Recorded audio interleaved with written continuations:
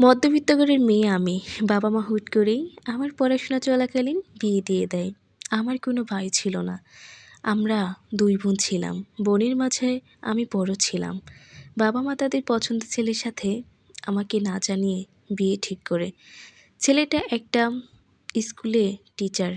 আমাকে তারা স্কুলেই দেখে, পছন্দ করেছিল। ছেলেটা আমাকে দেখেছিল। ছেলেটা আমাকে খুব পছন্দ করেছিল।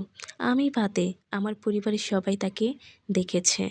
যেদিন বিয়ে শুধু তার আগের দিন থেকেই আমাকে স্কুলে যাওয়া বন্ধ করে দিল। তার পরের দিন তো বিয়েই হলো। ছেলেটা খুব শান্ত ভদ্র একটা ছেলে।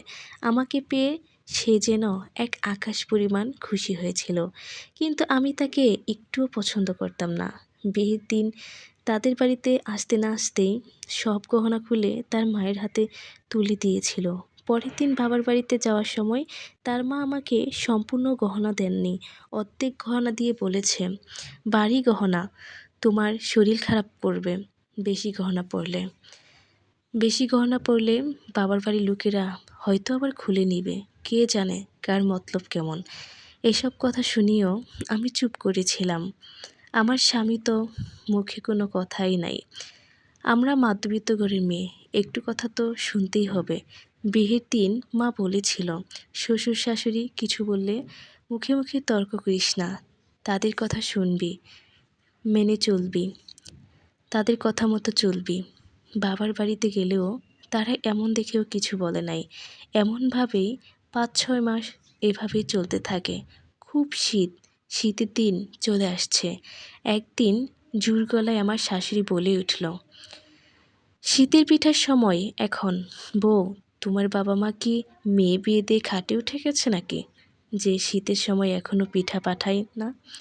মেয়ের শ্বশুরবাড়ি ছেঁড়া কাঁথা ছাড়া তোমার বাবা মা আর কি দিয়েছে? সামান্য পিঠা এখনও পাঠাতে পারে না?" পাড়ার প্রতিবেশীও আমাকে এসব বলে খোঁটা দিত। আমার খুব খারাপ লাগতো। আমার বাড়ি থেকে কেন এখনো শীতের পিঠা আসে নাই এসব বলে আমার প্রতিবেশীরাও অনেক কথা শোনাতো আমাকে। এসব কথা শুনতে শুনতে একদিন বাবা মাকে ফোন দিয়ে বলতে চেয়েও বলতে পারলাম না।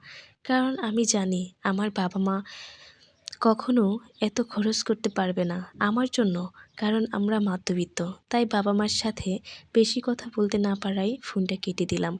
মনটা খুব খারাপ আমার। স্বামী স্কুল থেকে এসে আমার এমন মুখ দেখে জানতে চাইলো কি হয়েছে।